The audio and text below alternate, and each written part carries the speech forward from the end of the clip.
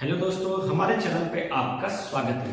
तो आज हम लोग बात करने जा रहे हैं 1853 के चार्टर अधिनियम के बारे में। देखिए, ये भारत के संवैधानिक इतिहास का आपका पार्ट 4 वीडियो है। अगर आप लोगों ने पार्ट 1, पार्ट 2, पार्ट 3 नहीं देखा है तो आप लोग हमारे इस चैनल के डिस्क्रिप्शन में जाके देख सकते हैं। इसके साथ साथ मैंने संविधान का प्लेलिस्ट भी तैयार कर दिया है, वहां पे जाके आप लोग देख सकते हैं। वहां पे सारे वीडियो जो है सिस्टम से एक के बाद एक अपलोड होते रहेंगे। देखिए, आज मैं जो आपको कंटेंट देने वाला हूं, ये आप कोई भी परीक्षा में आपके लिए बहुत इंपॉर्टेंट है, चाहे वो आपका एसएससी हो, चाहे आपका यूपीपी हो, चाहे आप पीसीएस दें, बीईओ दें, आरओ एआरओ कुछ भी दीजिए आपके लिए बहुत ज्यादा मैं उतना ऑलरेडी मैं डीप लेके चलता हूं ताकि आप लोगों को किसी तरह की किसी भी दिक्कत ना हो। अगर आप हमारे चैनल पे नए हैं तो प्लीज इसको लाइक, सब्सक्राइब और शेयर जरूर कीजिएगा ताकि ज्यादा से ज्यादा जो है हमारा वीडियो जो है आप लोगों तक पहुंच सके। इसके साथ साथ बेल आइकन भी जरूर दबा लीजिएगा। तो चलिए, आज हम लोग बात करते हैं चार्टर अधिनियम 1853 के बारे में। और चार्टर अधिनियम 1853 पढ़ने से पहले सबसे पहले हमको जानना पड़ेगा लॉर्ड डलहौजी के बारे में कि लॉर्ड डलहौजी कौन थे। तो अगर हम लॉर्ड डलहौजी की बात करें तो लॉर्ड डलहौजी का जो भारत में कार्यकाल रहा है वह आपका 1848 में शुरू हो रहा है और 1856 में इनका कार्यकाल समाप्त हो रहा है। यानी कि 1848 में लॉर्ड डलहौजी भारत के गवर्नर जनरल बने थे और 1856 तक ये गवर्नर थे। इन्हीं के शासनकाल में चार्टर अधिनियम 1853 आया था। इसको समझने से पहले थोड़ा सा लॉर्ड डलहौजी के कार्यों के बारे में बात करते हैं। तो अगर आप एग्जाम में पूछे कि भारतीय रेल का जनक किसको कहते हैं, तो भारतीय रेल का जनक जो है वह किसको कहते हैं, तो वह है आपके कौन, तो लॉर्ड डलहौजी। लॉर्ड डलहौजी को भारतीय रेल का क्या कहा जाता है, जनक कहा जाता है। क्यों कहा जाता है? क्योंकि सबसे पहले इन्हीं के शासनकाल में 1853 में मुंबई से ठाणे के बीच जो है भारत में पहली बार ट्रेन रेल चलाई गई थी। कब क्या चलाया गया था? 1853 में मुंबई से ठाणे के बीच कितना किलोमीटर चलाया गया था? तो मात्र 34 किलोमीटर चलाया गया था। ठीक है, तो याद रखिएगा, अगर आप रेलवे की एग्जाम दे रहे हैं, चाहे कोई भी इस तरह का कंपटीशन एग्जाम दे रहे हैं, तो उसमें ये क्वेश्चन पूछा जाता है कि भारतीय रेल का जनक किसको कहते हैं, तो लॉर्ड डलहौजी को। तो ये तो हो गया, इनका एक कार्य हो गया। अब बात करते हैं लॉर्ड डलहौजी ने क्या क्या भारत में सुधार के लिए किया है। तो सबसे पहला काम क्या किया है कि विधि निर्माण हेतु विधान परिषद की स्थापना की है।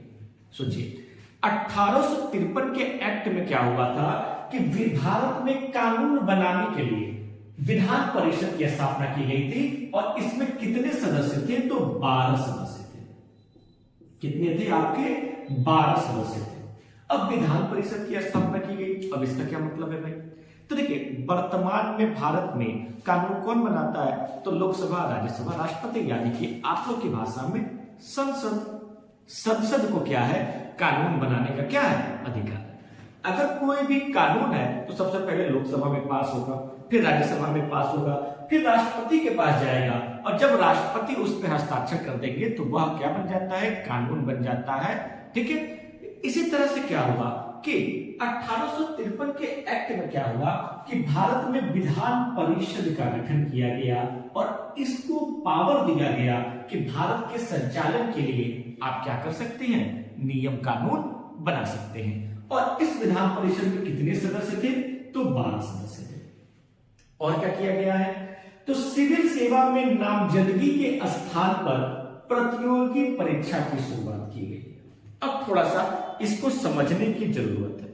देखिएगा, एक समिति का गठन हुआ था और इस समिति को कहा जाता है मैकाले समिति। देखिएगा, वीडियो में आ रहा है ना, नीचे में लिख रहा हूं, आ रहा है ना साफ? ठीक है ना, आ रहा है ना? ठीक है, मैकाले समिति। अब मैकाले समिति का गठन कब हुआ था? 1854 में। अब थोड़ा सा इसको समझिए। देखिए, आज के समय में अगर आप सिविल सेवा की तैयारी करते हैं, आप आईएएस की तैयारी करते हैं या राज्य लोक सेवा आयोग यानी कि पीसीएस की तैयारी करते हैं, तो इसकी शुरुआत करने वाला कौन है, तो इसकी शुरुआत करने वाले भी कौन है, अंग्रेज। आज के समय में हम लोग किसी भी भर्ती के लिए पढ़ते हैं ना, तैयारी करते हैं ना, कंपटीशन देते हैं ना, तो इसकी शुरुआत कौन कर रहा है, तो तो इसकी शुरुआत कौन किया है? अंग्रेज किया है। अगर अंग्रेजों ने प्रतियोगी परीक्षा की शुरुआत नहीं की होती तो आज के समय में किसी भी गवर्नमेंट जॉब के लिए प्रतियोगी परीक्षा नहीं होती। हो सकता है कि बाद में कुछ सुधार हो जाते होती, लेकिन एक ट्रेंड जो चलता वो उसके तहत नहीं होती। कारण क्या था इसको समझिएगा। सिविल सेवा में क्या होता था? पहले नामजदगी होता था। नामजदगी का मतलब क्या है कि मान लीजिए कि मेरे पिताजी जो है सिविल सेवा में है, आईएएस है, आईपीएस है, सिविल सेवा में है, तो उनके रिटायरमेंट के बाद मैं क्या होगा, उन्हीं के पद पे सिविल सेवा में रहूंगा, भले मेरे अंदर योग्यता हो चाहे ना हो। यहां पे कोई आपको परीक्षा देने की जरूरत नहीं है, कोई भी दौड़ रिटर्न किसी तरह का इंटरव्यू देने की जरूरत नहीं है। बस हमारे पिताजी डीएम है तो हम कहां हैं? डीएम है। हमारे पिताजी एसपी है तो हम कहां हैं? एसपी हैं। तो इसको कहा जाता है बेटा नामजदगी। लेकिन जब क्या हुआ कि इस तरह के ईस्ट इंडिया कंपनी में अधिकारी आने लगे कि इतने बड़े लेवल पे पहुंचने के बाद भी उनके अंदर योग्यता नहीं थी, डिसीजन लेने की क्षमता नहीं थी, तब क्या हुआ कि चार्टर अधिनियम 1853 लाया गया और इस अधिनियम में क्या कहा गया कि सिविल सेवा में नामजदगी नहीं रहेगी। यानी कि हमारे पिताजी आईएएस है तो उनका बेटा आईएएस नहीं रहेगा। हम क्या करेंगे, एक ओपन कंपटीशन कराएंगे, प्रतियोगी परीक्षा कराएंगे और जो इस प्रतियोगी परीक्षा में पास होगा वही क्या बनेगा? सिविल अधिकारी बनेगा।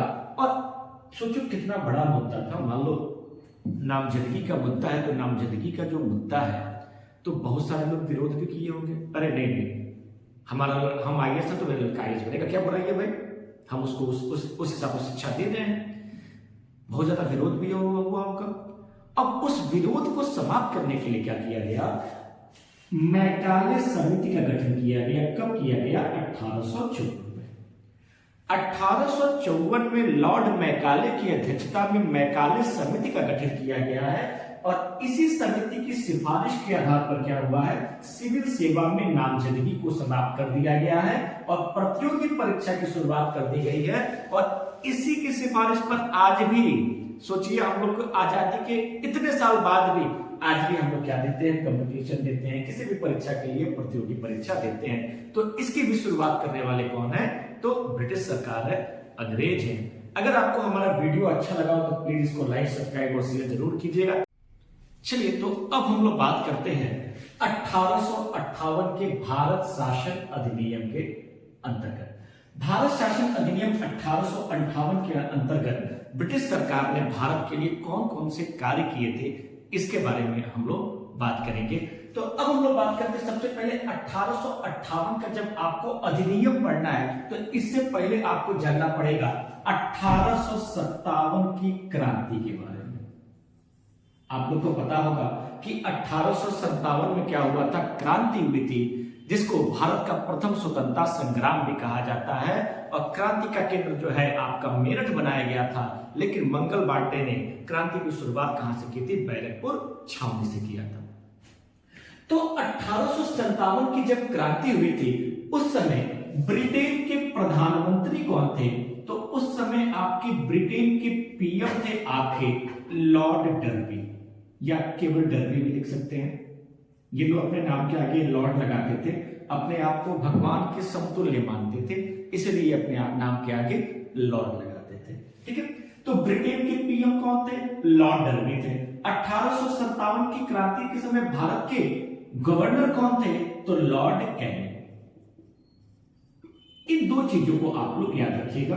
बाकी जब मैं आपको इतिहास पढ़ाऊंगा, आधुनिक इतिहास पढ़ाऊंगा, तो 1857 की क्रांति से संबंधित जितने भी इंपॉर्टेंट फैक्ट्स हैं मैं आपको सारा का सारा दूंगा, ताकि 1857 से अगर एक प्रश्न भी आएगा ना तो आपका जो है पढ़ा हुआ आएगा। ठीक है, तो दो चीजों को समझिएगा कि 1857 की जब क्रांति हुई तो उस समय ब्रिटेन के प्रधानमंत्री डर्बी थे और कौन थे? भारत के आपके गवर्नर जनरल कौन थे? लॉर्ड कैनिंग थे।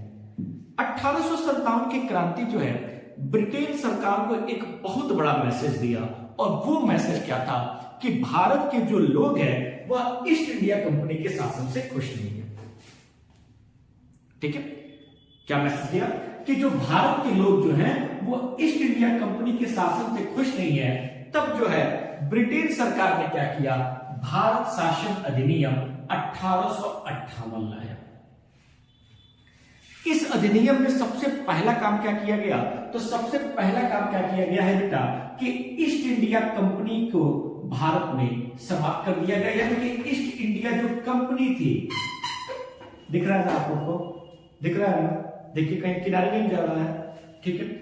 ईस्ट इंडिया कंपनी जो थी इसके पावर को समाप्त कर दिया गया। यानी कि भारत के संबंध में सारा नियम कानून बनाने का अधिकार किसको चला गया, तो ब्रिटेन सरकार को चला गया, क्राउन के पास चला गया। यानी कि क्राउन के पद की शुरुआत हो गई भारत में और ईस्ट इंडिया कंपनी का शासन क्या हो गया, समाप्त कर दिया गया। और क्या इंपॉर्टेंट काम किया गया है बेटा, तो देखिए जब ईस्ट इंडिया कंपनी का शासन समाप्त कर दिया गया तब क्या हुआ कि ईस्ट इंडिया कंपनी ने भारत को चलाने के लिए क्या किया था, द्वैध शासन जो लगाया था, द्वैध शासन मतलब दोहरा शासन लगाया था। आप लोगों ने पिछले वीडियो में मैंने आपको बताया था कि दोहरा शासन क्या है, तो द्वैध शासन लगाया था। उसमें क्या था बेटा, बोर्ड ऑफ डायरेक्टर और बोर्ड ऑफ कंट्रोलर। यानी कि राजनीतिक मामले देखने के लिए अलग आदमी थे और प्रशासनिक मामले देखने के लिए अलग व्यक्ति थे।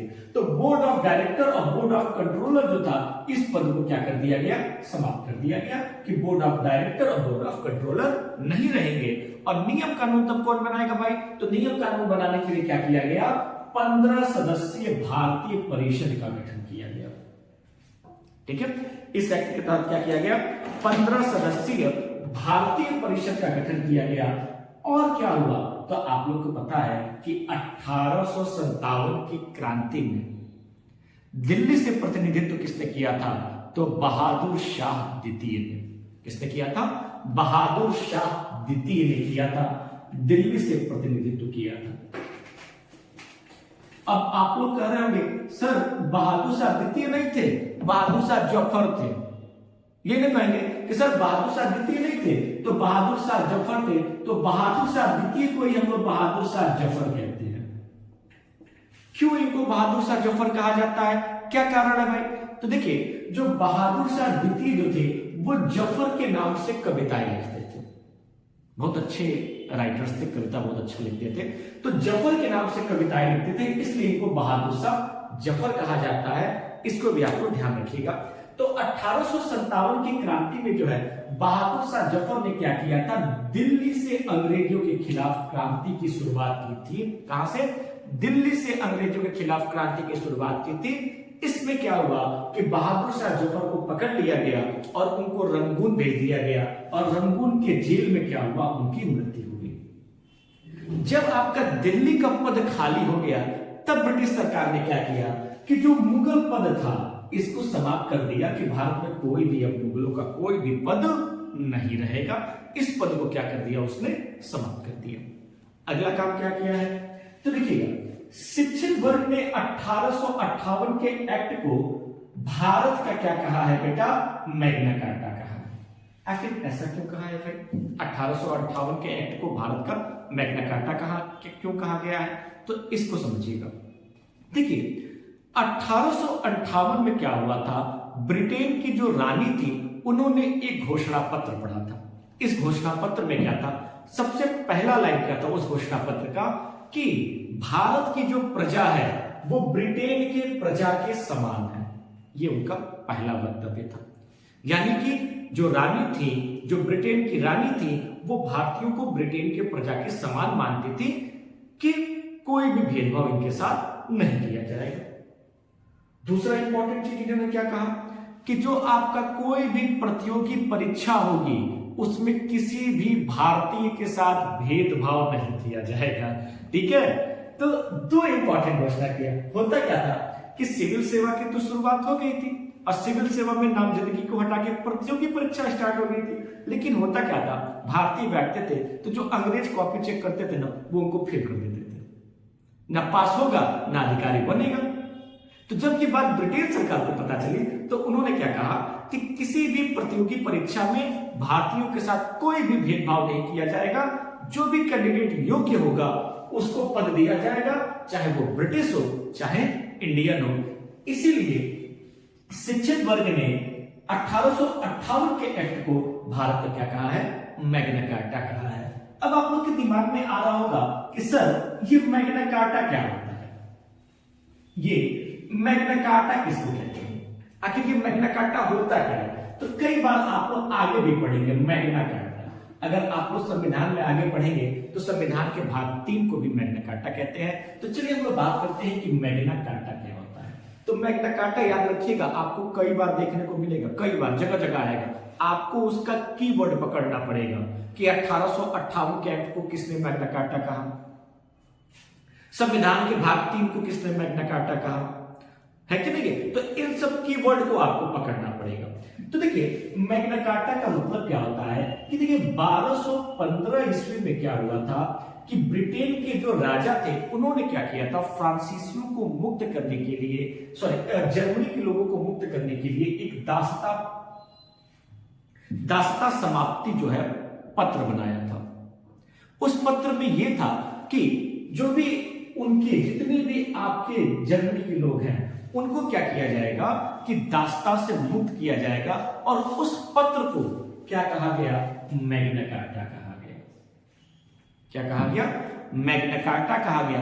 तब से ये परंपरा आ गई कि जहां भी कुछ भी सुधार के लिए बात कही जाती है वहां पे मैग्ना कार्टा शब्द का प्रयोग किया जाता है। जहां पे अधिकारों की बात की जाती है वहां पे मैग्ना कार्टा शब्द का प्रयोग किया जाता है। तो यहां पे हम लोग 1858 का पूरा एक्ट देख लिए कि 1858 में क्या क्या हुआ था, कैसे कैसे चीजें हुई थी।